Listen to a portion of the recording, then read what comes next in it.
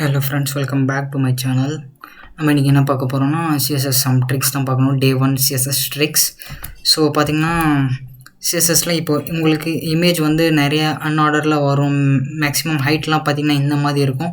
So நம்ம இதை வந்து எப்படி டாகிள் பண்ணுறது தான் நம்ம பார்க்க போகிறோம். எப்படி ஒரு இமேஜ் வந்து ஹைட் அண்ட் அதோட இமேஜோட குவாலிட்டி எப்படி உடையாமல் ஒரே இதில் நம்ம இது பண்ணுறோன்னு அதை தான் நம்ம இன்றைக்கி பார்க்க போகிறோம். ஸோ ஃபஸ்ட்டு பார்த்திங்கன்னா நான் VS Code ஓப்பன் பண்ணிக்கிறேன். ஆல்ரெடி நான் இமேஜை செட் பண்ணி வச்சுருக்கேன். பார்த்திங்கன்னா தெரியும், இமேஜஸ் இருக்குது நம்மக்கிட்ட. சிஎஸ்எஸ் ட்ரிக் 1 டே 1 இன்றைக்கி பார்த்தீங்கன்னா லோகோக்குள்ளே டியூக்குள்ளே இமேஜஸ் போட்டு வச்சுங்க. ஸோ 1 by 1 உங்களுக்கு பார்த்திங்கன்னா தெரியும், ப்ரௌசரில் கீழே நிறையா இருக்கும் இந்த மாதிரி. ஸோ ஓகே, அடுத்தது ஃபஸ்ட்டு பார்த்திங்கன்னா நம்ம ஒரே லைனில் இமேஜஸை எடுத்துகிட்டு வரணும். அது எப்படி நான் சொல்கிறேன். பார்த்திங்கன்னா இப்போது இது வந்து இன்டர்னல் சிஎஸ்எஸ் சொல்லுவாங்க. ஸ்டைல் நான் ஹெட் டேக்குள்ளேயே நான் வந்து ஸ்டைலாக போட்டுக்கிறேன். ஸ்டைல் டேக் க்ளோஸ் பண்ணிக்கிறேன். அடுத்தது பார்த்திங்கன்னா நம்ம எதை ஃபோக்கஸ் பண்ணோம், ஃபஸ்ட்டு வந்து லோகோ. அதை வந்து நம்ம என்ன பண்ணோம், ஒரே லைனில் எடுத்துக்கணும். அதுக்கு நம்ம என்ன பண்ண போகிறோம்னா டிஸ்பிளே ஃப்ளெக்ஸ். அது டிஸ்பிளே ஃப்ளெக்ஸ் நீங்கள் தரும்போது அது ஒரே லைனில் வந்துடும். அடுத்தது அலைன் ஐட்டம் சென்டர். ஐட்டம்ஸ் பார்த்திங்கன்னா உங்களுக்கு சென்டரில் வந்துடும். இப்போ நான் சேவ் தரேன்.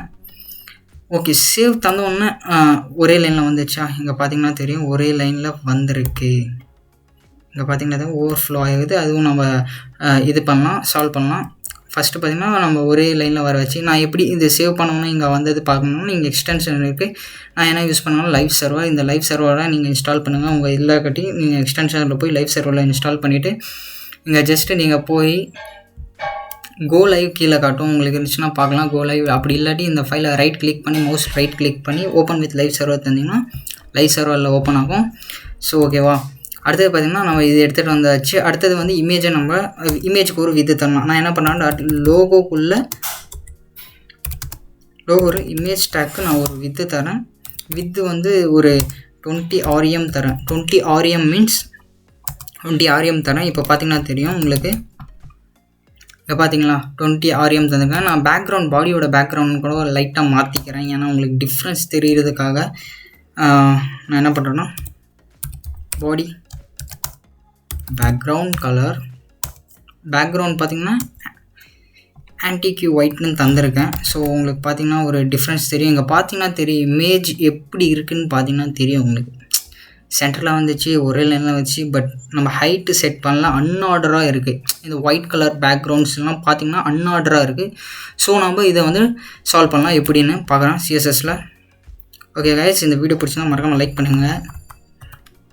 ஃபஸ்ட்டு வந்து ஆஸ்பெக்ட் ரேஷியோ தரும்போது 3/2 நம்ம தரும்போது இங்கே பார்த்திங்கன்னா தெரியும் ஒரே ஹைட்டில் எடுத்துகிட்டு வந்துச்சு. அது இப்போ பார்த்தீங்கன்னா இமேஜ்லாம் ஸ்ட்ரெச் ஆகிருக்கும். உங்களுக்கு ஒரு ஹைட்டில் வந்திருக்கும், இமேஜஸ்லாம் ஸ்ட்ரெச் ஆகிருக்கும். அது நம்ம எப்படி சால்வ் பண்ணலாம்னா ஆப்ஜெக்ட் ஃபிட் கண்டெயின் தரும்போது உங்களுக்கு ஒரே இமேஜ் வந்து ஸ்ட்ரெச் ஆகாது. இங்கே பார்த்தீங்களா, வாவ் சூப்பராக இருக்குது.